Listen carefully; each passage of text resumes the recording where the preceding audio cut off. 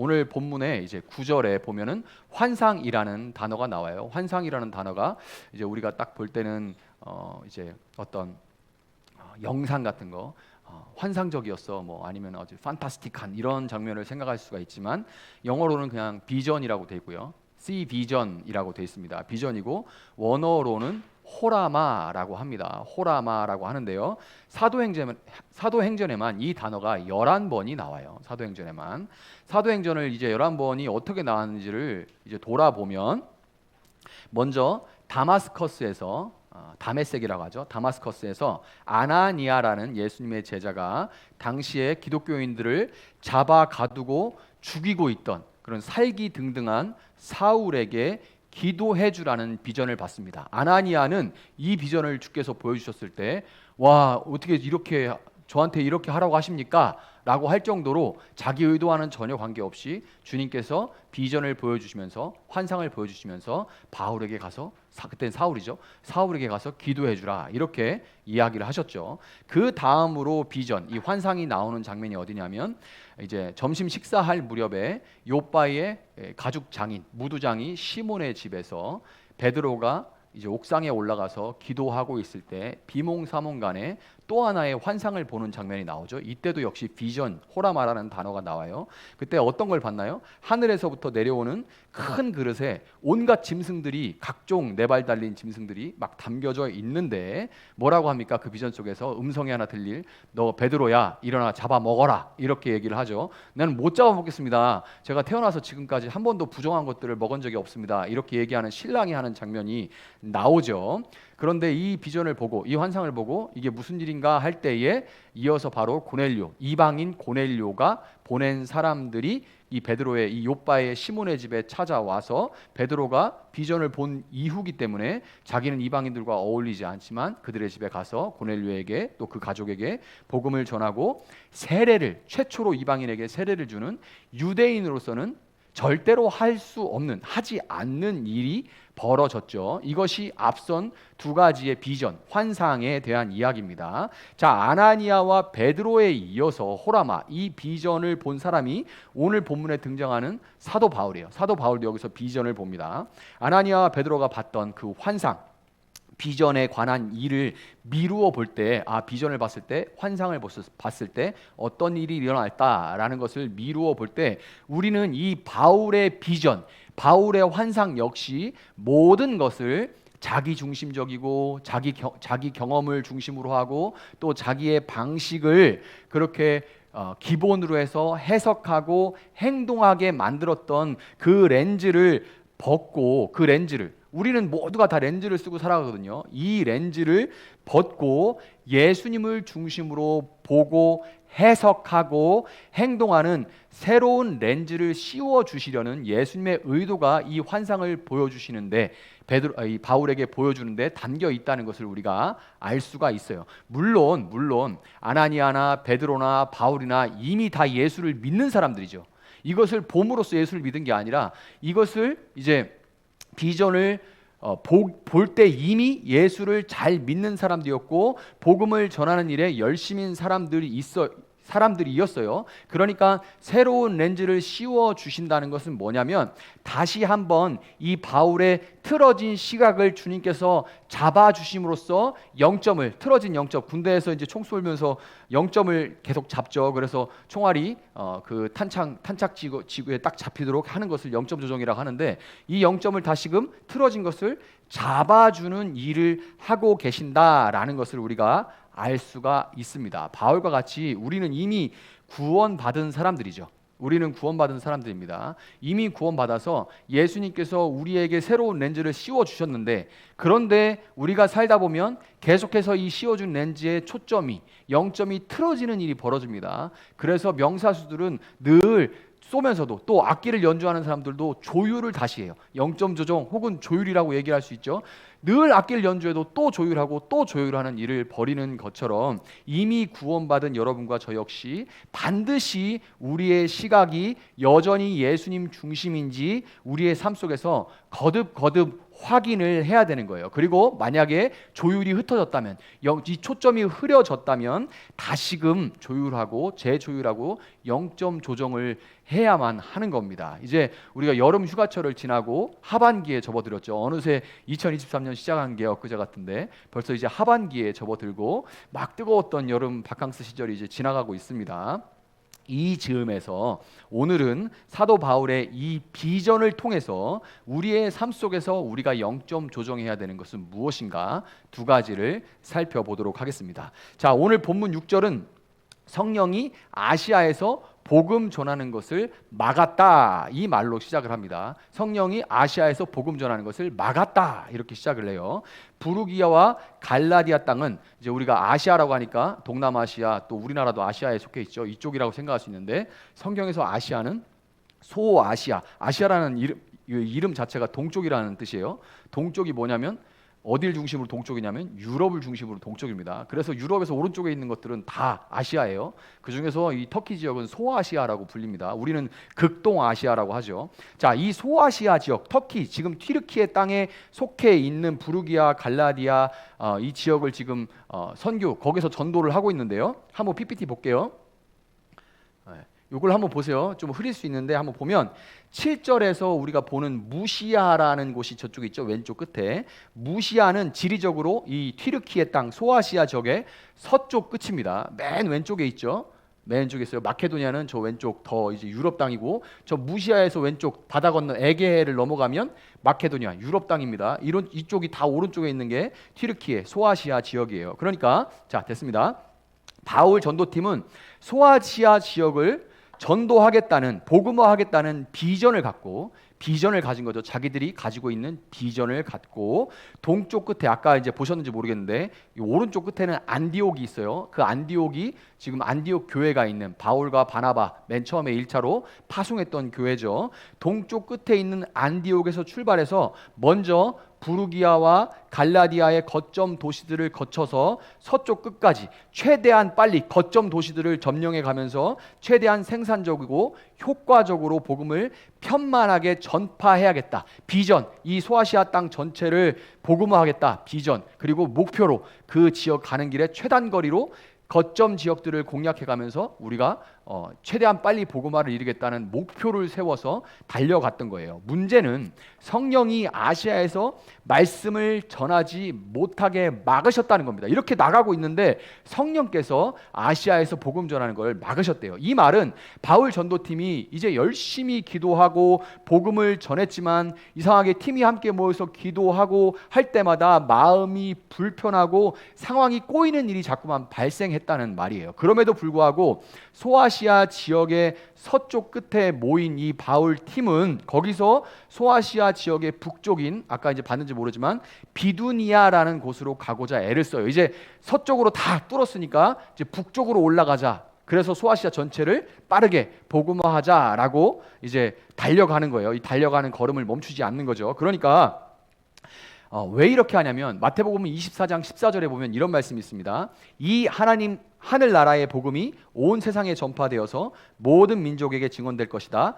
그때에 끝이 올 것이다. 이 말씀이 있어요. 이거는 지금도 선교사들이 마태복음 28장 이제 18절부터 20절까지 볼지어다 세상 끝날까지 내가 너희와 함께 있으리라 하는 이 말씀하고 같이 금과 옥조로 붙들고 사는 말씀이 마태복음 24장 14절이에요. 이 하늘나라의 복음이 땅끝까지 전해지면 그때야 예수님께서 오실 것이다 라는 말씀. 그러니까 선교사들은 다 어떤 비전을 갖고 가냐면 내가 이곳에서 복음을 전파해서 예수님이 오시는 날을 하루라도 앞당기고 싶다. 이 세상에, 이 폐역하고 악한 세상, 눈물 많은 이 세상이 끝나고 새하늘과 새 땅이 예수님과 함께 빨리 시작됐으면 좋겠다라는 그런 소망을 가지고 있었죠. 그러니까 바울도 예수 믿고 사는 사람이 여러분 늘 행복하고 기쁜가요? 그렇지 않죠. 세상은 예수 믿는 사람들 기본적으로 싫어합니다. 일단 예수를 싫어해요. 복음을 싫어합니다. 그러니까 이 안에 산다는 거는 고난이 떠날 수 없는 삶이에요. 물론 우리가 예수 안에서 누리는 기쁨은 다른 이야기고, 그러나 세상의 정신과 다른 정신으로 살아갈 때에 고난과 어려움이 있기 때문에 우리가 바라는 것은 복음이 전파되고 땅끝까지 전파됐을 때 예수님이 오셔서 새하늘과 새 땅이 시작되는 거죠. 이 소망보다 더 큰 소망은 없는 거예요. 그러니까 이 소아시아 이 큰 땅덩어리 예수님 빨리 전파되고 이들이 또 나가서 전파하면 예수님 빨리 오시겠지, 끝날이 오겠지라는 말씀대로 이 세상이 끝나는 날, 마지막 날이 빨리 오는 그날을 앞당기고 싶었던 거예요. 또한 그들은 한켠 자기들 마음속에 자신들이 그렇게 되도록 만들 수 있다고 여기고 있었습니다. 자신들이 그렇게 예수님이 빨리 오시게 할 수 있다. 자, 와, 어떻게 감히 그런 생각을 하나? 최근 특히 지금처럼 이렇게 기독교가 막 짓눌리고 뭐 제가 아침에 단톡방에도 올렸던 유럽 교회들이 문 닫는 그런 영상을 제가 올려드렸는데 정말 심각합니다. 정말 심각해. 그리고 제가 그 영상 올렸던 이유가 뭐냐면 그 유럽 교회가 문 닫는 여러 가지 이유들을 그 예수 안 믿는 교수님이 분석해서 올렸잖아요, 영상에다. 그런데 똑같은 일이 한국에도 그대로 일어나고 있죠. 오히려 더 빨리 일어나고 있습니다. 이런 형편에서 어떻게 세상 땅끝까지 복음을 전파해서 예수님이 빨리 오시는 날이 앞당겨지도록 하고 싶다, 우리는 그렇게 할 수 있다라고 생각을 할 수 있는지 참 대단하죠. 그런데 1차 전도 여행이 끝난 후에 꾸려지게 된 2차 전도 여행팀의 얼굴, 이 몇 년을 살펴보면 이해하지 못할 바도 아니에요. 이 우리 바울 전도팀의 리더인 바울은 말할 것도 없죠. 그의 학식과 그리고 열정과 그의 뭐 능력, 앞치마를 풀어서 사람들에게 잡으면 귀신이 떠나고 병이 낫는 이 놀라운 능력, 어마어마한 능력들이죠. 이런 것은 뭐 더 말할 것도 없거니와 1차 전도 여행 때 전도팀을 떠난 이 마가 요한이 떠났죠. 그때 이제 다투고 불에서 바나바와 다투는 일들이 있었는데 전도팀을 떠난 마가를 대체하게 된 실라라는 사람이 있는데요. 이 실라라는 사람 역시 대단한 사람이었습니다. 사도행전 15장 32절을 보면 성경은 실라가 예언자였다고 기록하고 있습니다. 하나님 말씀을 바르게 알고 그 말씀을 전할 수 있고 그 말씀의 뜻을 바로 알고 또 하나님께 말씀을 기도하는 가운데 말씀을 받아 전하는 예언자였다고 말을 해요. 기도도 굉장히 깊게 했다는 얘기죠. 또한 이 실라는 라틴어 원래 이름으로 하면 로마식 이름으로 하면 실루아노입니다. 이 실루아노라는 이 라틴어 이름으로 더 잘 알려져 있었던 것처럼 로마 시민권자였어요. 지금으로 얘기하면 미국 시민권자죠. 미국 시민권자고 3개국어 이상을 능통하게 사용해서 복음을 전할 수 있었던 유능한 사람이었습니다. 지금 같으면 영어랑 중국어랑 서바나어 이 세 가지를 하면 전 세계 누구와도 소통할 수 있습니다. 전 세계 누구와도. 그래서 제가 서바나어를 좀 공부하고 싶었는데 누구와도 말할 수 있어요. 그러니까 이 정도를 할 수 있는 아주 유능한, 어떤 사람을 만나도 복음을 그 나라 사람의 말로 전할 수 있는 유능한 사람이었어요. 바울과 실라 두 사람만으로도 야, 대단한 사람들 둘이서 전도를 하네라고 생각할 수 있는데 거기서 끝이 아니라 한 사람이 더 영입이 됐는데 오늘 본문 앞에 사도행전 16장 1절부터 5절을 보면 디모데라는 사람이 바울 전도팀에 속해 있다는 걸 알 수 있어요. 물론 여기에 기록된 이름 이외에 우리가라고 얘기하는 사람이 누구냐면 이 글을 쓰고 있는 건 누가라는 의사입니다. 굉장히 뛰어난 과학자이자 의사예요. 이 사람이 바울과 그 전도팀의 행위들을 하나하나 낱낱이 다 기록을 하고 있어서 자기 이름은 쓰지 않는데 우리가라고 자꾸 쓰고 있습니다. 그러니까 이 팀이 정말 대단하죠. 이 디모데는 심지어 원래 그 팀에, 빵빵한 팀에 저도 들어가서 좀 배우고 싶고 저도 전도 좀 해보고 싶습니다, 저도 하나님의 은혜를 좀 누려보고 싶습니다 이렇게 한 게 아니라 바울이 직접 가서 헤드헌팅을 합니다. 그러니까 와, 저 사람 대단한데, 그리고 바울이 직접 가서 우리랑 같이 해보자 이렇게 권해요.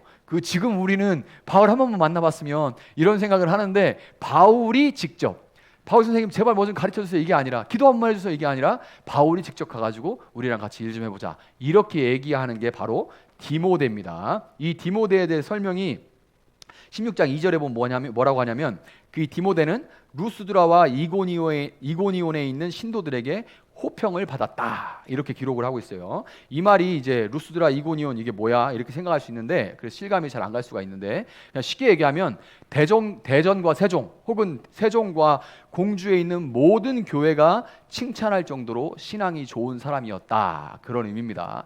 우리도 보면은 공주 지역 전체에서 와, 쟤 진짜 신앙 좋은 애야라고 이렇게 인정받는 그런 사람들이 저희 때도 있었거든요. 그 정도. 근데 그걸 넘어서 대전, 세종, 공주 전체 지역에서 와, 아무개 하면 정말 뜨거운 사람, 정말 예수 잘 믿는 사람, 정말 복음에 미친 사람 이렇게, 그리고 심지어 인격도 좋은 사람 이렇게 소문이 칭찬이 자자한 사람이었다는 거예요. 정말 대단하죠.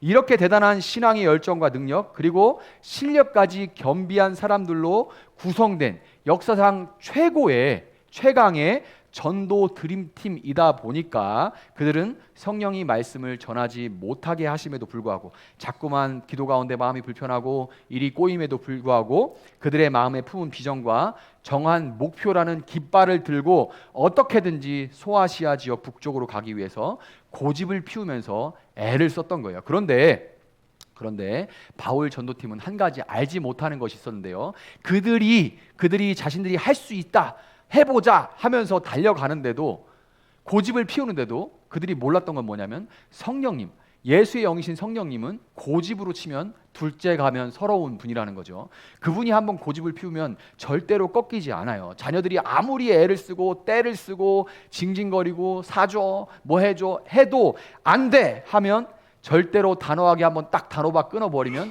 절대로 흔들리지 않는 그런 부모처럼, 예수의 영이신 성령님은 바울 전도팀이 소아시아의 북쪽 지역으로 나가는 것을 끝끝내 막아섰습니다. 성령님이 딱 이렇게 서서 가로막고 안 돼 그러는데 애들이 그 앞에서 뭐 해도 소용없어. 안 돼. 안 된다면 안 돼. 그러니까 이제 더 이상 방법이 없는 거죠.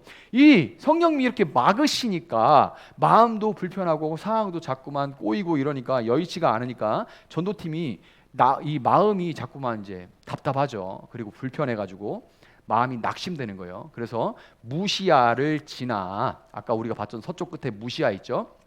무시아를 지나서 이 드로아, 트로이의 목마로 잘 알려져 있죠. 드로아로 널리 알려진 항구 도시, 트로이로 널리 알려진 항구 도시 드로아로 그들이 내려왔습니다. 그들이 가진 비전도, 목표도, 열정도, 실력도, 노력도, 심지어 인격까지 모든 것이 잘못된 것이나 부족한 것이 없어요. 생각해 보세요.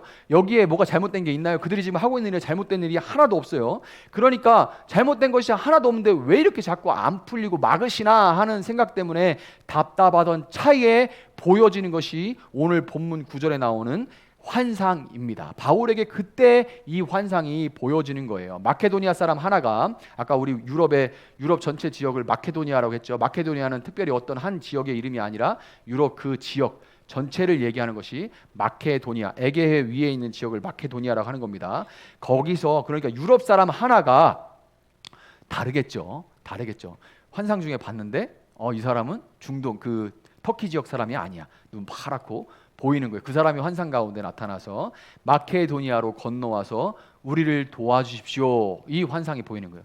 환상이 보이는데 지금 이 중동 사람들과 다른 생긴 사람이, 키도 크고 한 사람이 딱 나와가지고 이쪽으로 좀 건너와서 우리를 도와주십시오 하는 환상을 보게 된 거예요. 그 요청, 그 환상 가운데 받은 그 요청을 우리가 유명하죠. 마케도니아인의 환상이라고 부릅니다. 그런데 여러분, 여기서 한 가지를 보자면 이 환상, 비전이 바울이 보여주십시오 해서 본 건가요? 아니면 비전이 그냥 보여진 건가요?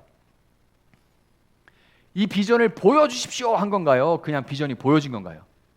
보여진 거죠. 그냥 비전이 주님으로부터 바울에게 보여진 겁니다. 10절을 보면 바울은 이 비전을 본 후에 소아시아 지역을 복음화하겠다, 빨리 복음화해서 예수님이 오시는 날을 우리가 앞당기자 하는 그 자기들의 비전을 내려놓고 마케도니아, 그러니까 바다, 이 에게해를 건너서 유럽 땅으로 건너가기를 힘쓰게 됩니다. 도대체 어떻게 이런 일이 가능했을까요? 그러니까 여러분, 비전이라는 거, 우리 여기 한 형제도 비전, 목표 이런 거 엄청 좋아했던 형제가 한 명 있는데, 비전이라는 것이 한번 정말 내가 이 비전을 품어보고 이 비전을 이루기 위해서 목표를 정해서 달려가 본 사람이라면 이 비전이 얼마나 소중한지, 내 목숨처럼 소중한지를 알 거예요. 그런데 이 비전가인, 비저너리인 바울이 자기의 비전을 내려놓는 일, 어마어마한 일이 일어나는 거죠. 예를 들어 나는 의사가 될 거야. 어렸을 때부터 의사 하고 살았는데 그냥 그걸 딱 접어버린 거예요. 갑자기 할 일 하나도 없어져 버리죠. 뭐지? 나 뭐 해야 되지? 이렇게 될 수 있는 일이 일어나는 거예요. 그런데 그래서 보통 사람들은 아닌 것 같아도 또 도전하고 이런 일들 벌입니다. 그런데 그거를 바울은 그냥 깔끔하게 접어버렸습니다. 이 엄청난 사건을 성경은 담담하게 한 단어로 정리해버립니다. 그냥 한 단어로 정리해버려요. 그게 뭐냐면 10절에, 아까 우리가 읽었던 10절에 마지막에 나오는 확신하였기 때문이다 입니다. 확신하였기 때문이다. 이게 이제 예전 개역 개정으로 보면 인정함이러라로 돼 있어요. 인정함이러라. 인정하다라는 말은 원어로 쉰비바조라고 하는데요.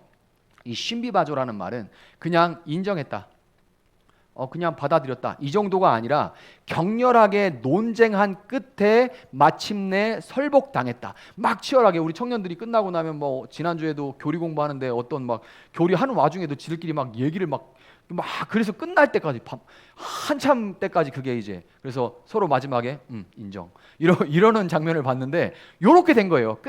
내 논리와 이 논리가 부딪혀가지고 둘 중에 하나는 끝장이 나야 되는 겁니다. 그래서 막 이렇게 해가지고 결국에 여기서 설복을 당해서 인정, 딱 그게 맞네 이렇게 된 거예요.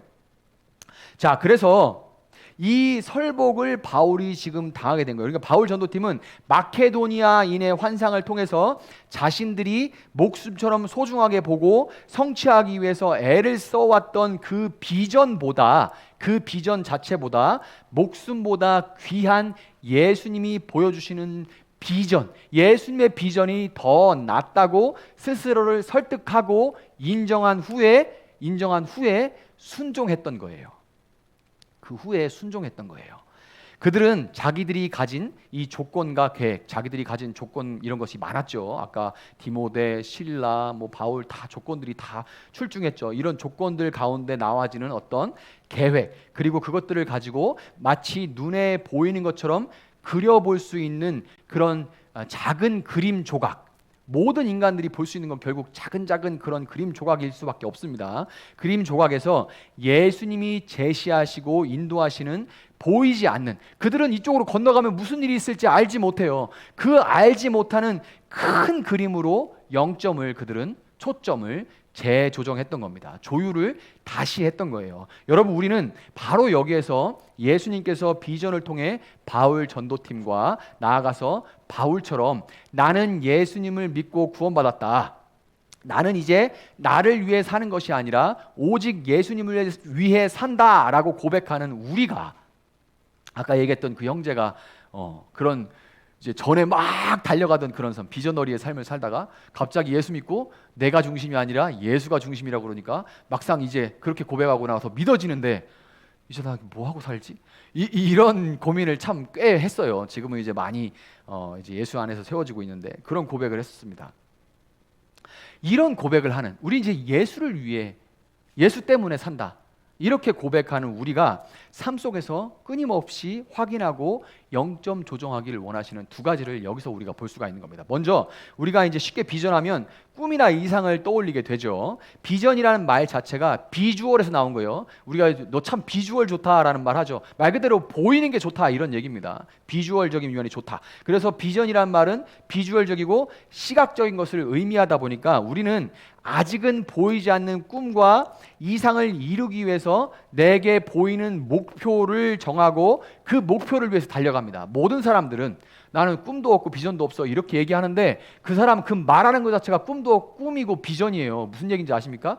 그 말하는 것 자체가 나는 아무것도 하지 않는 게 비전이라는 말이에요. 그래서 나는 아무것도 안 하는 게 목표라는 거예요. 어떤 사람도 지금도 아무것도 안 하고 있지만 더 아무것도 하기 싫다, 이런 가치관을 가지고 이 비전을 가지고 그 목표대로 그 사람은 살아가고 있는 겁니다. 그게 일반적으로 볼 때 부정적이라는 거지, 그 사람은 그 관점을 가지고 살고 있는 거예요.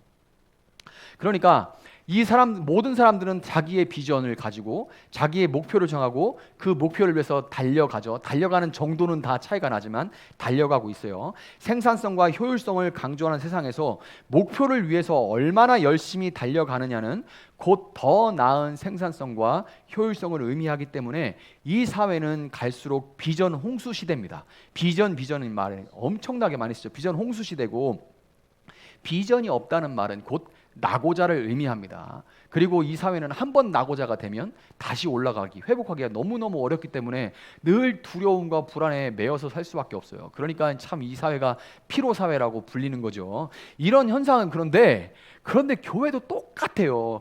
그거 지쳐서 교회에 오는데 재미난 거 아십니까? 이게 세상에서 하는 거하고 똑같은 그 비전과 목표를 정하고 교회가 가자 하면 교회가 성장하는데, 교회는 세상과 다릅니다, 그러니까 여러분 여기서 누리고 쉬십시오라고 얘기하면 교회가 성장을 안 해요. 되게 웃기죠. 이게 우리가 세상에서 너무 쩔어 있어서 그래요. 그래서 교회도 이 세상의 정신이 똑같이 들어와서 교회도 동일해요. 여러분 멀리 어렵게 얘기할 거 없고 한 2000년대 1900년대 말이나 2000년대 초에 2000년 딱 뉴 밀레니엄 해가지고 2000년 시작했을 때 얼마나 교회 좀 다녀본 분들은 얼마나 많이 들었습니까? 비전 2020 지났죠. 비전 2020.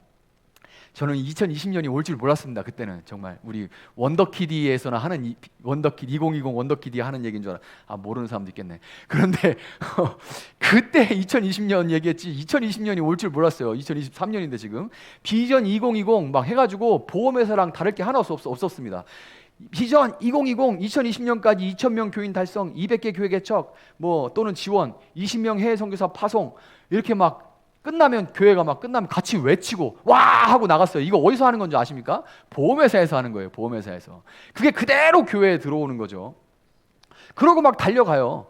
그 목표가 보이니까 성도들도 뭔가 막 분위기도 막 하자 하고 막 계속 막 교회에서도 막 이렇게 푸시하고 또 막 상품 주고 막 제주도 보내주고 자전거 주고 막 이러면 와 막 해가지고 누가 몇 명 데려왔대 이러면 막 미쳐가지고 막 그 열기 때문에 교회가 막 성장합니다. 이렇게 되는 거예요. 근데 이게 교회입니까? 지금 보험회사죠. 그 보험회사죠. 교회를 이루는 한 사람 한 사람도 마찬가지죠. 교회 전체적일 뿐만 아니라 한 사람 한 사람도 마찬가지예요. 작게는 올 연말까지 내가 몇 킬로를 빼겠다. 아니면 나 결혼하겠다. 연봉을 얼마 하겠다. 투자하는 분들은 수익을 몇 프로를 내겠다. 아파트 몇 평으로 옮겨보겠다. 연매출, 장사하는 분들은 연매출을 얼마큼 해보겠다. 등등 우리가 그리는 어떤 이상적인 모습과 비전을 이루기 위해서 수많은 목표를 정하고 달려가고 있어요. 교회가 세상과 다른 면은 딱 하나입니다. 그 앞에 수식어를 하나 붙이는 거예요. 하나님을 위해, 하나님의 나라를 위해 라는 수식어를 하나 붙인다는 차이만 있어요. 목표를 정하고 달려가는 건 자체는 좋은 일입니다. 예수 믿으니까 늘어져 사십시오. 예수 믿으니까 그냥 게으르게 사십시오. 나태하게 사십시오. 이런 얘기 아니에요. 그렇지만 여러분, 우리는 우리의 비전과 목표가 과연 진정으로 예수님의 비전과 영점이 초점이 맞고 있는지 계속해서 확인하고 그렇지 않다면 언제든지 나의 비전을 조정할 수 있어야만 하는 겁니다. 자, 이제 슬슬 졸릴 시간인데 잠깐 이제 제가 겪었던 얘기를 드릴게요. 2003년에 제가 영국에서 예수님 만나서 회심했어요. 목사치고는 되게 늦은 나이에, 그러니까 23세에 예수님을 처음 만나서, 그것도 우리나라가 아니라 영국에서 만나서 회심을 했는데요. 그러면서 그동안 가지고 있던, 제가 원래는 외무고시를 보려고 했었습니다. 그때만 해도 외우는 게 자신 있어서. 그리고 사실 이제 대학을 잘 못 갔다는 그런 어떤 열등감 때문에 누가 봐도 성공한 자리에 고시 통과했다고 이런 소리를 듣고 싶은 마음도 있었던 것 같아요. 어쨌든 제 비전이 있었고 꿈이 있었어요. 그걸 접고 예수 믿고 난 다음에 예수만을 위해 살아야겠다. 근데 뭘 해야 되지? 이런 생각을 저도 했었어요. 그런 과정을 거쳤습니다. 2005년에 이제 영국에서 돌아와서 한국에 와가지고 대학을 빨리 마치고 대학원을 준비를 했는데요. 그때만 해도 국제단체에서 내가 이제 일하면서 영어도 배웠으니까 아프리카를 위해서 내가 살아야겠다라는 비전과 영국 대학원을 졸업하고 또 결혼하고 하는 그런 목표들을 세웠어요. 그런데 비자가 거절됐습니다. 지금 생각해도 말도 안 되는 이유로 비자가 그냥 거절이 됐어요. 그래서 영국 교회에서 저는 공부하면서 영국 교회를 섬기고 제 아내는 이제 거기서 영국에서 일하면서 이제 같이 돈도 벌어가지고 부족하겠지만 이렇게 빨리 학교를 마치고 우리가 이제 아프리카로 가서 함께 NGO 같은 것도 혹은 국제단체 같은 데 일해보자라는 그런 생각을 했는데, 그런데 비자가 막히고 그 계획을 놓고 목표를 가지고 결혼도 했는데 신혼집도 없는 상황에서 그냥 한국에 주저앉게 된 거죠. 거기 나간다고 결혼하고 아무런 준비도 안 했고 집을 구하거나 그런 것도 아닌데요.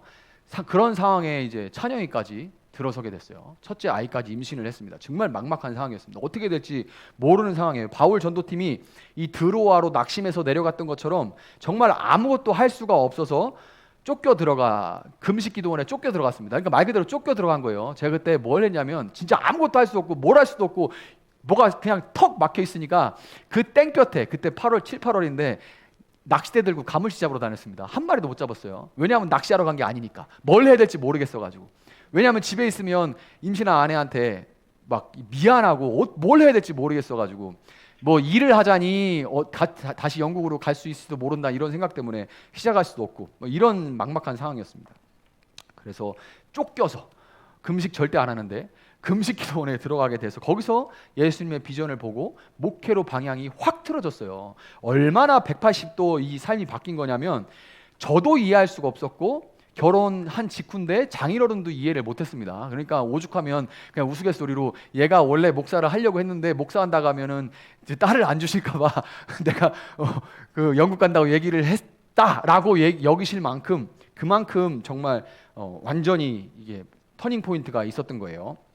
그리고 영국으로 이제 결혼해서 영국으로 옮겨간다고 생각했던 지인들에게도 연락도 못하는 아주 고립되고 외로운 그런 상황에서 완전히 이제 180도로 이렇게 삶이 바뀐 겁니다. 그렇지만 그런 상황에서 이사야서 55장 8절부터 9절에 이런 말씀이 있습니다. 나의 생각은 너희의 생각과 다르며 너희의 길은 나의 길과 다르다. 주님께서 하신 말씀이다. 하늘이 땅보다 높듯이 나의 길은 너희의 길보다 높으며 나의 생각은 너희의 생각보다 높다. 아멘. 이 말씀을 붙들고 몸부림을 치면서 결국 예수님의 생각과 길이 나보다 높음을 인정하고 영점 조정을 할 수가 있었던 거예요. 여러분, 예수님을 위해서 제가 국제단체에 들어가서 아프리카 땅을 위해 살겠다라고 얘기를 제가 아까 드렸잖아요. 그게 제 비전이고 그것을 위해 목표를 세워서 달려갔다고요. 지금도 저는 정말 힘이 많이 빠졌는데요. 그러나 지금도 저는 100명, 차라리 주님께서 야 용수야 너 2023년 끝날 때까지 200명 채워. 그럼 저는 미친 듯이 달려갈 수 있습니다. 너 200명 채워라고 주님 나한테 말씀하시면 PC방이 어디 가가지고 계속 돌아다니면서 뭐 문상도 돌리고 무슨 짓을 해가지고 200명 채울 겁니다. 여기 채우고 그 다음에 다른 건물 얻고 이렇게 할 거예요. 그건 제가 정말 잘할 수 있는 일이고 저는 그렇게 시키면 좋을 것 같은데 그게 아니고 계속 막아요. 계속 막아요. 그래서 힘이 다 빠져 있습니다. 근데 그걸 이제 받아들이고 있는 거죠. 근데 왜 그러냐면 제가 이 말씀을 준비하면서 다시 느끼는 게 국제단체에 들어가서 아프리카 땅을 위해 살겠다는 제 비전 있잖아요. 이 비전에 저도 모르게 제가 생각하기에 돌아봐서 생각하면 어떠냐면요. 제가 볼 때 믿는 자로서 참 멋있는 인생이다. 그런 생각을 그 비전이 흐려져 있는 거죠. 사실은 내 비전이라고 얘기하는데 흐려져 있는 거죠. 참 멋있어 보이는 인생이다. 믿는 자들이라면 누가 들어도 참 멋지다. 야, 대단해 보인다. 믿음이 참 대단해 보인다. 믿음 좋다.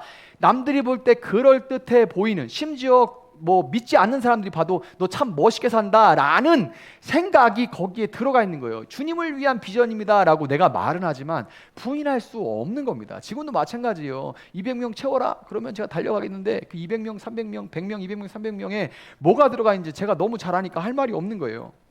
그러니까 여기에 이 비전이라는 것은 주님이 보여주시는 비전이 아니라 내가 보고 싶은, 내가 보고 싶은 세상의 시각이 들어가 있었고 예수님은 제게 예수님의 비전을 보여주심으로 제가 예수님의 이름을 팔아서 제 비전을 위해서 뛰는 것이 아니라 다시금 온전히 예수님을 위해 뛸 수 있도록 영점을 조정해 주셨던 겁니다.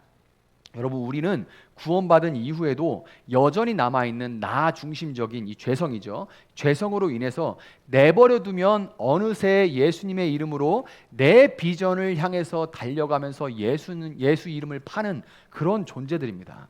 여러분, 우리의 이 연약함을 철저하게 인정하고 주님, 저는 주님을 위해서 이런저런 계획들을 가지고 있고 이런저런 조건들을 갖춰놨으니까 저에게도 말씀만 딱 하십시오. 보여만 주십시오. 마케도니아의 환상을 보여줘서 용수야 100명 채워라, 용수야 200명 채워라 하고 건너와 교회를 채워라, 이런 비전을 보여주시면 저는 막 달려가겠습니다. 저는 계획도 있고 조건도 다 갖춰놨습니다. 이렇게 기도하는 것이 아니라 주님, 제 모든 생각과 계획을 다 내려놓사오니 제 눈을 열어주셔서 주님께서 보여주시는 것을 보고 순종하게 하여 주시옵소서, 이렇게 기도하시는 여러분들이 되기를 주님의 이름으로 축복합니다. 그렇게 기도를 하면요, 여러분이 의도치 않은 그런 응답을 얻을 수도 있어요. 어쩌면 예수님께서 여러분에게 남편 1명, 속썩이는 자식 1명을 비전으로 보여줄 수 있습니다. 그런 분들 있죠. 예수 안 믿는 남자랑 결혼해서 40년, 50년 동안 살면서 진짜 그 남자 하나, 여자 하나를 놓고 그렇게 안달복달 하는 분들 참 많아요. 그걸 비전으로 보여줄 수 있습니다. 속썩이는 자식 하나. 권사님들 막 정말 많이 그 큰 교회 있을 때 제가 그 권사님들 막 80, 90 되셔도 막 자식 얘기만 하면 울어요. 내 자식이 교회를 안 가요. 어렸을 때 그렇게 잘 가던 애인데 40 될까 말까 한 목사 붙들고 막 웁니다. 할머니들이 막 울어요. 그거 막 위로해 드리는 거예요. 참 평생을 그 자식을 놓고 기도하신 거예요. 이런 일이 너무 많아요. 이런 아니면 내가 생각했던 그런 멋들어진 그런 직장이 아니라 보잘것없는 그런 직장을 보여주실 수도 있습니다. 그런데 들어가서 성실하게 일하면서 예수 믿는 자답게 살아라, 그런 비전을 보여주실 수도 있어요.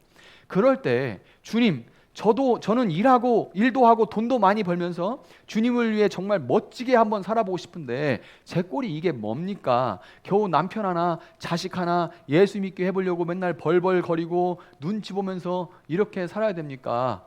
말 한마디 괜히 또 싸움 나면은 예수 믿는 사람이 그렇게 하면 돼 라는 말에 한번 찍 해가지고 한마디도 못하고 막 눌리고 쌓여가지고 나중에 한번 빡 하면은 승질 더럽다 그러고 진짜 막 이런 일들을 이렇게 하면서 살아야 됩니까? 하면서 이 답답함 때문에 주님께 씨름을 걸 수도 있어요. 논쟁하는 거죠. 신비바조 하는 거죠. 막 다투는 거죠. 왜 나한테 이럽니까? 주님, 제가 이런 조건도 있고 막 제가 뭐 어떤 분들은 뭐 제 3대째 믿는 집안이고 제 주변에 다 믿는 우리 집안에 또 다 목사 집안이고 뭐 이런데 저한테 어떻게 이러십니까? 그런데 여러분, 예수님이 그런 비전을 보여주시면 신비바조, 설복되어서 우리는 인정할 수밖에 없고요. 우리 인생의 주인이신 예수님이잖아요. 또한 우리는 신비바조 되어야만 하는 겁니다. 반대로 이럴 수도 있어요. 반대로 주님, 정말 저는 아무것도 가진 것이 없고 아는 것도 없고 재주도 없고 심지어 몸도 약합니다. 그냥 저 하나 그냥 예수님 믿고 예수님 닮아가면서 살아가게 해주세요. 오직 제가 바라는 건 평안뿐입니다. 안정뿐입니다. 이렇게 기도하는데 주님께서 자꾸만 주위에 어려운 사람들을 보여주시고 주님이 보여주시는 거예요. 나한테 보이니까 보이는 거죠. 예수 안에서 꿈과 목표를 어떻게 얻어야 돼요? 그렇게 말씀하는 물어본 사람이 있는데 보여주시는 거예요. 그리고 나를 아시는 주님께서 나에게 나한테만 보이는 겁니다. 나한테만. 다른 사람도 다 봅니다. 근데 그냥 넘어가요. 근데 나한테 그게 계속 보이고 내 마음에 걸리는 거예요. 그게 나에게 보여주시는 겁니다. 계속 어려운 사람들이 보여요. 도움이 필요한 사람들을 예수님께서 보여주신다면 그때에도 역시 나보다 더 큰 것을, 더 큰 그림을 보고 계시는 예수님을 인정하면서 영점 조정할 수 있기를 주님의 이름으로 축복합니다. 자, 여러분, 이제 그 다음으로 첫 번째가 끝났고 시간이 많이 갔는데 빨리 얘기를 드릴게요. 바울 전도팀이 소아시아 지역에서 지역 거점 도시들을 이렇게 복음을 전파했던 이유는 그 도시들에 이미 유대인들, 디아스포라가 있었기 때문에 그들을 중심으로 회당에서 복음을 전했다는 것을 여러분이 아실 거예요. 바울 전도팀은 모두가 다 유대인들이었고 그래서 회당을 들어가서 이미 하나님을 알고 메시아를 기다리던 유대인들에게 당신들이 기다리던 그 메시아, 그 구원자가 바로 예수다라고 전하는 방식으로 빠르게 이미 하나님에 대해서 기본 지식을 갖고 있으니까, 그리고 구원자 메시아, 오실 메시아를 기다리고 있으니까 그 메시아가 예수다. 왜 예수가 메시아인지를 성경 구절을 딱딱딱딱 바울이 얼마나 잘 알아요? 딱딱딱 거기다가 능력도 나타나요. 그러니까 아주 빠르게 전파할 수 있었기 때문에 그래요. 얼마 이보다 더 좋은 그런 복음 전파 방식이 어디 있겠습니까? 그래서 속히 유대인들이 다 예수께 돌아오는 그때를 만들고자 그렇게 했던 거예요. 그러나 예수님은 바울 전도팀이 유대인 회당이 없다는 얘기는 그 지역에 유대인 남자 10명도 없다는 얘기예요. 10명이 있으면 회당이 만들어집니다. 시나고게가 만들어지는데 10명도 없다는 얘기예요. 그 유럽 지역으로 건너가게 예수님은 그 도로를 만드셨고 유럽의 첫 도시인 마케도니아 지역의 이 도시인, 그러니까 뭐 예를 들어 충청남도의 공주, 세종 이렇게 첫 도시인 빌립보에서 자주장사 루디아를 먼저 준비하셔서 바울 전도팀이 그녀의 후원 아래에 지원을 통해 유럽 땅에서 이방인 선교를 시작하게 만드셨어요. 예수님은 이방인들이 더 큰 그림, 바울이 생각하고 있는 큰 그림보다 더 큰 그림, 그러니까 이방인들이 먼저 복음을 먼저 듣고 그들이 하나님의 사랑과 은혜를 누리는 모습을 보고 첫째 아들인 유대인들이, 누가복음 15장에 나오는 돌아온 탕자 얘기 있죠. 거기에 나오는 첫째 아들과 같은 그런 유대인들이 그 둘째 아들이 옷 갈아입히고 막 그거 좋아하고 가락지 끼고 소 잡아서 잔치 여는 그런 인생을 사는 모습을 보면서 샘이 나서 질투가 나서 예수님께 돌아오게 만드는, 그래서 결국에는 온 세상이 하나님께 돌아오게 하시는 더 큰 그림, 이 비전을 이루시기 위해서 예수님의 방식으로 예수님의 때에, 예수님의 방식으로 예수님의 때에 일하셨던 거예요. 여러분, 이것이 우리가 영점 조정을 해야 되는 또 다른 한 이유입니다. 우리는 내버려두면 어느새 예수님이 우리에게 보여주시는 비전을 우리의 방법과 우리의 때에 성취하려고 하게 돼요. 그러다가 우리는 교만해지거나 내 때가 뭐가 조금 되면 교만해지죠. 뭐 제가 부끄러운 얘기인데 뭐 교인들이 막 갑자기 늘 때가 있었어요. 이렇게 100명 되고 이렇게 200명 되구나 이렇게 생각할 때가 있었습니다. 그러면 교인 목사들 모이는 데 가가지고 제 또래 그 고만고만한 때 개척한 목사들 가면 나 왜 인간이 왜 이런지 모르겠어요. 제가 그냥 뭐, 우리 교회 잘 나가 이렇게 얘기는 안 합니다. 그런데 그냥 자꾸만 어깨가 이렇게 우리 교회 이렇게 돼요. 이렇게 진짜 본질이 진짜 못됐어요. 본질이 그렇게 회개하고 그렇게 기도해도 본질이 못돼 처먹었습니다. 진짜 답답해요. 교만해지거나 아니면 낙심하고 실족하게 됩니다. 또 안 되면 낙심하고 실족해. 왜 나가는 거야? 이러면서 낙심하고 실족해요. 이렇게 돼요. 왜냐하면 우리는 내버려두면 계속 내 방법, 내 때에 되기를 바라게 되기 때문에 그래요. 이게 인간입니다. 그렇기 때문에 우리가 할 수 있는 것은 예수님의 비전은 예수님께서 당신의 방법으로 당신의 때에 반드시 성취하신다는 것을 끝까지 신뢰하고 오늘 내게 맡겨주신 일에 묵묵히 최선을 다하는 것이라는 것을 꼭 기억해야만 하는 겁니다.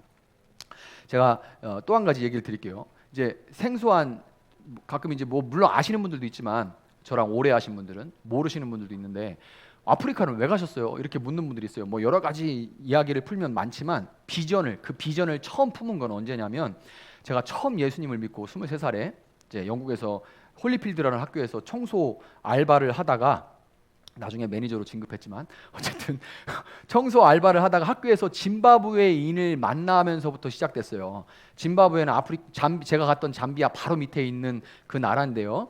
그 짐바브웨가 어딘지도 모르는 나라였습니다. 여러분 아프리카 나라들 이름 다 아시나요? 저는 지금 다 아는데 그건 제가 아프리카 선교사 출신이기 때문에 여러분은 아프리카 나라들 이름 몇 개 모를 거예요. 축구하는 나라나 몇 개 알지? 짐바브웨인을 그 영국에서 처음 만났습니다. 영국으로 왔다는 것 자체가 제가 아프리카 가보니까 더 잘 알 수 있어요. 영국으로 갔다는 것 자체가 그 막 주변에 있는 모든 사람들의 후원을 받아서 어떻게든 아주 제주껏 그 돈을 비행기 표를 모아가지고 영국까지 건너왔다는 것 자체가 그 사람 자체가 굉장히 진짜 똘똘하고 정말 내가 어떻게든 내 인생 바꾸겠다 그렇게 해서 온 거예요. 그런데 정작 그렇게 오면 뭘 하냐면 이 매일매일 저녁에 이제 펍이라고 술집에 가가지고 영국 여자 외로워하거든요. 그 영국 여자들 꼬셔가지고 결혼만 딱 하면 영주권이 딱 얻어지니까 그때부터 영국 시민권이 되고 영국은 펜션 사회 보장제도가 되게 잘 돼 있어요. 그러니까 먹고는 삽니다.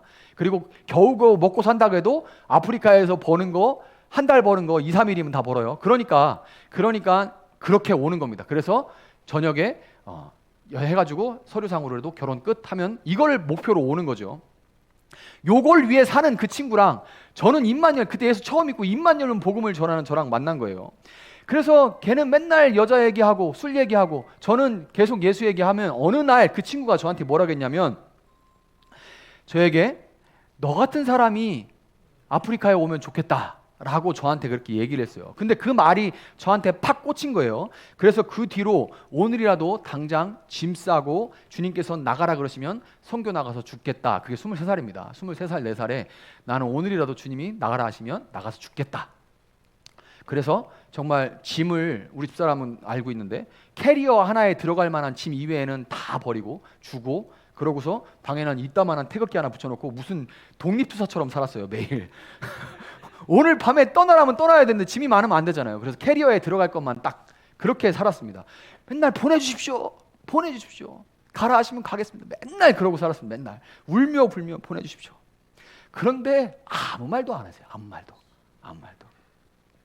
내가 아프리카를 보내달라고 한 것도 아니고 보여진 거죠. 그 짐바브웨 사람 만나서 건너와 우리를 도와라 이렇게 얘기한 거 아닙니까? 도와달라고 한 건데 그게 23쯤이에요. 그런데 아무 응답도 없고 보내달라고 그렇게 울고불고 하는데 그런데 30살이 됐을 때 선교 준비가 갑자기 시작이 됐어요.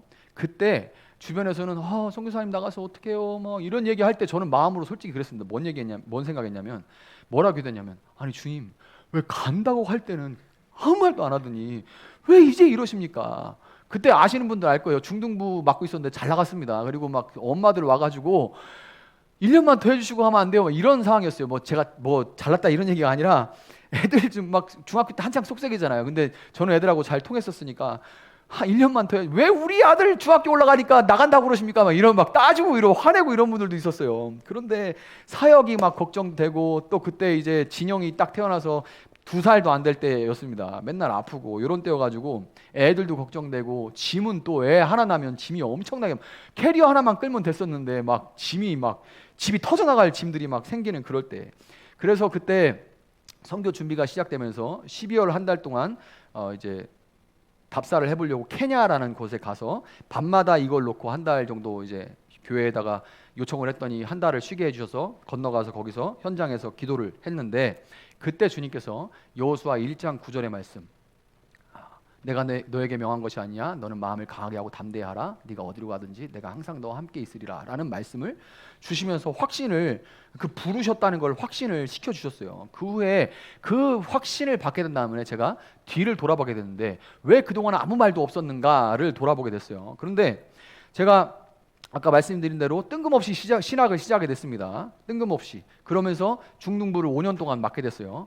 중등부를 5년을 맡게 됐는데 중학생들은 지금 저희 아들들이 중학생들인데 저는 중학생들 이제 고등학교 하나는 올라갔고 애들 중학교 때 지금도 힘들지만 중학교 때 너무 힘들었습니다. 왜 중등부를 중학생들만 500명을 제가 이제 중등부 할 때 봤는데 500명 애들하고 다 잘 지냈는데 우리 집 2명하고 못 지내겠어요. 그만큼 중학생들이 쉽지 않거든요. 그런데 이 중학생들을 이렇게 수백 명을 5년 동안 돌보면서 섬기면서 인격을 준비시켜 주셨어요. 지금도 좋은 인격이 아니지만 그때는 더 안 좋은 인격이었기 때문에 무엇보다 기다리는 그런 인격들, 참는 인격, 승질 안 내는 인격을 준비시켜 주시고, 왜냐하면 아프리카에서 승질 내면 안 되거든요. 안 되거든요. 그들은 절대 화내지 않아요.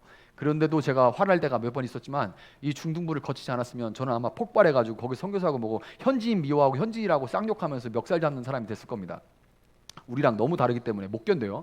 또 결혼을 해서 외로움을 대비하게 해주시고 또 아버지의 마음을 알게 해주신 거죠.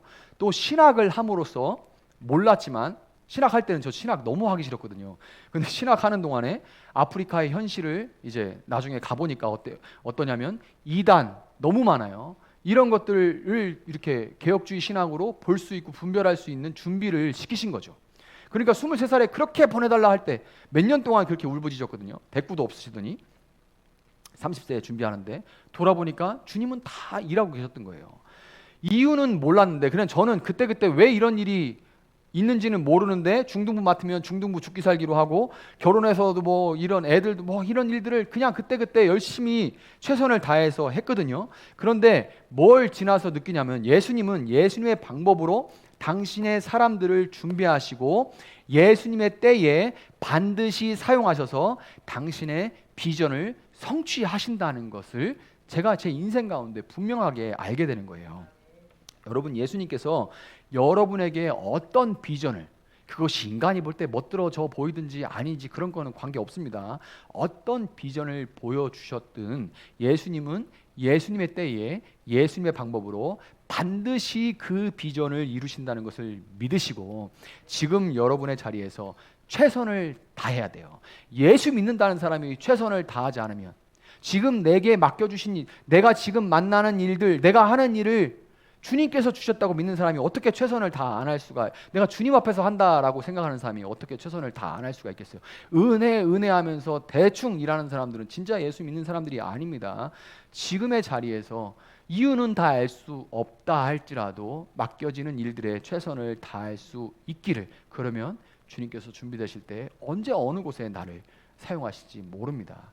그렇게 준비되어져 갈 수 있는 여러분들이 될 수 있기를 예수님의 이름으로 축복합니다. 자, 말씀을 정리하도록 하겠습니다. 2차 전도 여행 때 예수님의 비전을 통해서 영점을 재조정한 사도 바울은 2차 전도 여행을 마치고 안디옥으로 돌아왔다가 다시 유럽의 이방인들을 위해 3차 전도 여행을 떠납니다. 바울이 총 4차 전도 여행을 하는데요. 3차 전도 여행을 떠납니다. 소아시아 지역을 복음화하려고 했던 그 자신의 비전을 꺾고 자신의 방법과 때를 다 내려놓고 그저 매일의 삶에서 최선을 다해서 예수님의 증인으로 살아내고 있던 사도 바울은 마케도니아의 환상을 보고 난 이후 거의 6년에서 7년이 지난 어느 날 유럽의 고린도 지역, 코린트 지역에서 그동안의 여정을, 제가 아까 돌아봤던 것처럼 그동안의 여정을 이렇게 돌아보면서 예수님께서 자신을 통해 예수님의 방법과 예수님의 때를 따라 당신의 비전을 어떻게 신실하게 이루고 성취해 오셨는지 그것을 돌아보면서 그때 깨닫는 거죠. 솔직히 우리는 미리 보여주시면 못 갑니다. 난 못 가니까 난 그냥 여기서 죽을라면 차라리 나를 넉넉하오니 나를 데려가시옵소서 이렇게 돼요. 솔직히 여러분 여태까지 살아온 거 그대로 다 보여주시고 이렇게 살게 네 아들이 이렇게 속삭일 거야. 너의 엄마가 이렇게 편찮으실 거야. 너 이렇게 여기저기 다칠 거고 이런 일들 있을 거야. 그런데 뭐 한 80쯤 되면 요셉처럼 총리가 될 수도 있을 걸 이렇게 얘기하면 여러분 갈 수 있을 총리 안 될 겁니다. 그냥 지금 죽을게요. 그냥 죽여주세요. 이렇게 됩니다. 그래서 안 보여줘요. 그런데 그거를 오다 보면 눈물골짜기처럼 걸어오면 나중에 돌아보면 이게 보인다는 거죠. 그래서 이거를 고린도 지역에서 바울이 돌아보면서 새삼 깨닫고 놀라운 어조로 이렇게 기록을 합니다. 우리 함께 같이 읽어봅시다. 로마서 11장 33절 36절 로마서를 고린도에서 기록한 거예요. 이거를 깨달으면서 함께 한번 읽어보겠습니다. 시작. 하나님의 부유하심은 어찌 그리 크십니까? 하나님의 지혜와 지식은 어찌 그리 깊고 깊으십니까? 그 어느 누가 하나님의 판단을 헤아려 알 수 있으며 그 어느 누가 하나님의 길을 더듬어 찾아낼 수 있겠습니까? 누가 주님의 마음을 알았으며 누가 주님의 조언자가 되었습니까? 누가 먼저 무엇을 드렸기에 주님의 답례를 바라겠습니까? 만물이 그에게서 나고 그로 말미암아 있고 그를 위하여 있습니다. 그에게 영광이 세세에 있기를 바랍니다. 아멘. 이것이 제가 말씀을 준비하면서 느꼈던 감동을 벅차가지고 바울의 특성은 말 한번 시작하면 마침표가 없다는 거죠. 막 벅차니까 막 써내려가는 거예요. 이게 계속 나오는 거예요. 여러분 사도 바울이 6, 7년이 지나서 자기에게 보여주신 이방 구원과 그것을 통한 유대인들의 이 구원의 비전을 하나하나 성취해 오시는 또 성취해 가시는 예수님을 경외하면서 감탄했듯이 여러분의 지금 형편이 어떠하든지 사도 바울의 주님과 사도 바울이 주님이라고 불렀던 그 주님과 동일한 바로 그 주님이 여러분을 통해서 놀라운 구원의 비전을 마침내 반드시 성취해 가신다는 것을 믿으시고 매일의 삶 속에서 오직 예수님께만 초점을 맞추기 위해서 조율하고 또 0점 조정하고 0점 조정하시는 여러분들이 될 수 있기를 예수님의 이름으로 축복합니다.